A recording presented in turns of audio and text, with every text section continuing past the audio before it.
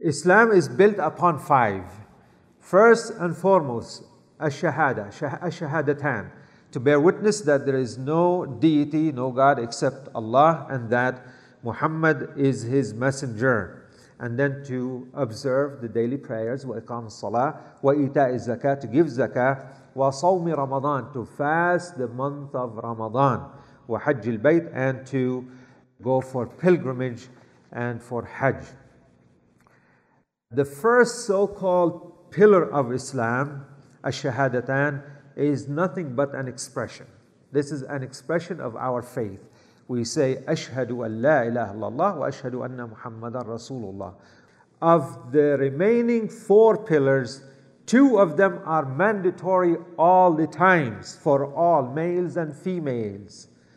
They are salah and sawm.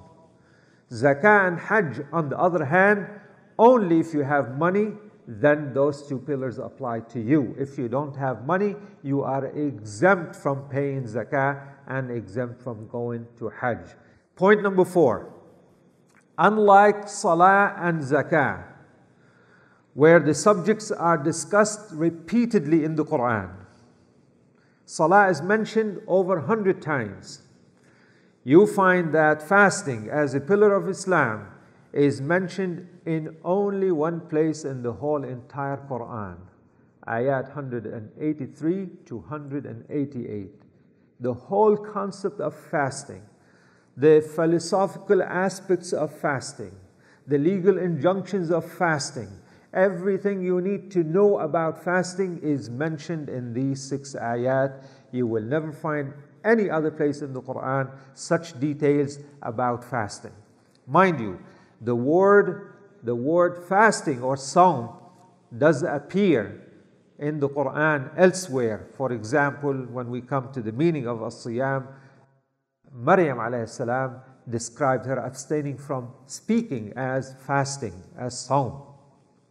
And also, of course, there is the kafara for certain sins by fasting either 10 days or 3 days or what have you. But the details of fasting, sawm, is contained in these 6 ayat. 2/3 of the Quran was revealed in Mecca, and no mention, none whatsoever, during those times of revelation in Mecca about sawm.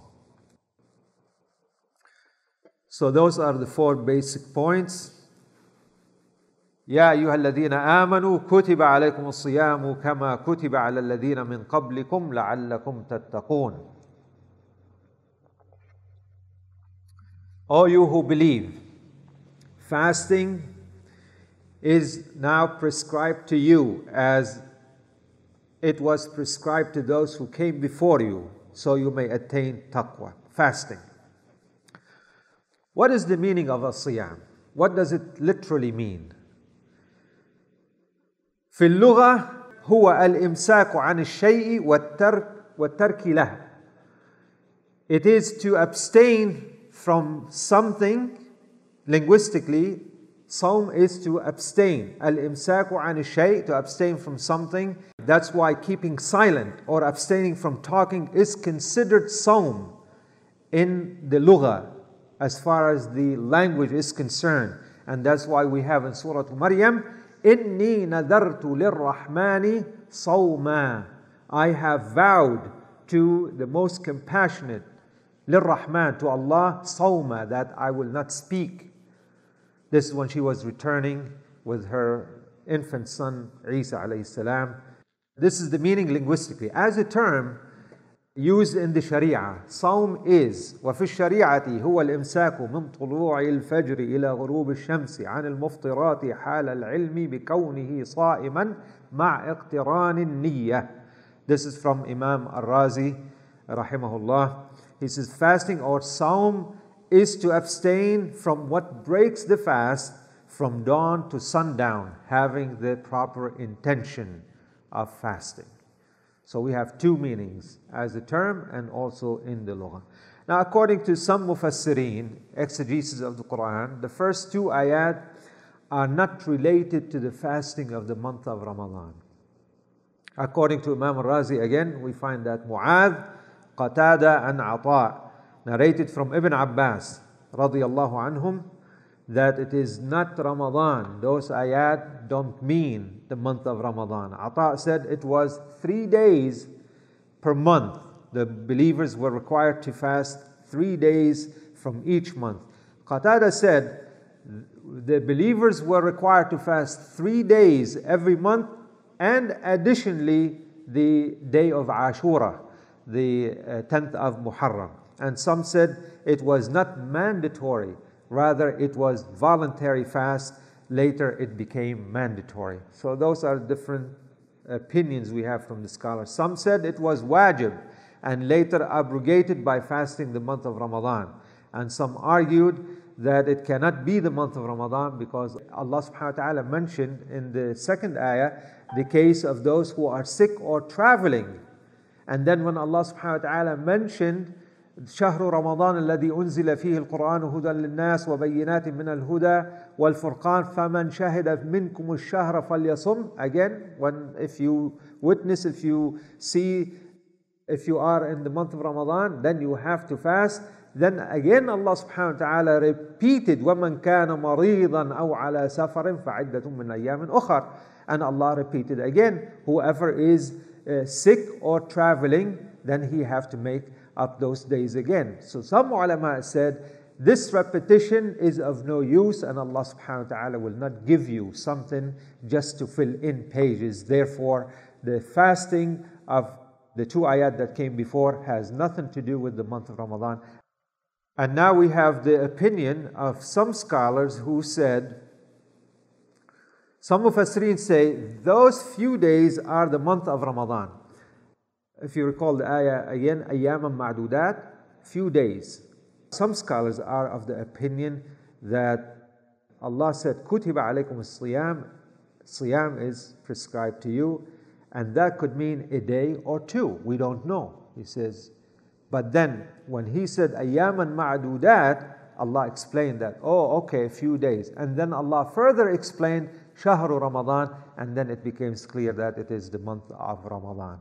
So you have these 2 views of the scholars.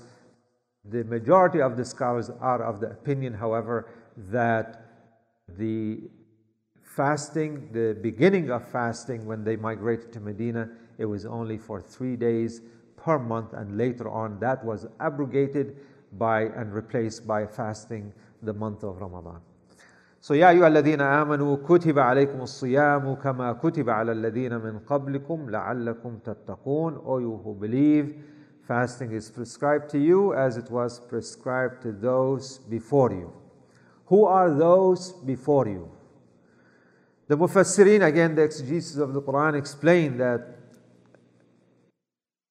those who came before you start with Adam up until Muhammad sallallahu alaihi wasallam and all the nations and the prior to Muhammad sallallahu alaihi wasallam. So every nation were required to fast, just like the ummah of Muhammad sallallahu alaihi wasallam is now required to fast. Where other scholars believe that the alladhina min qablikum mean Ahlul Kitab, the Jews and the Christians. It was believed that they were required to fast 30 days.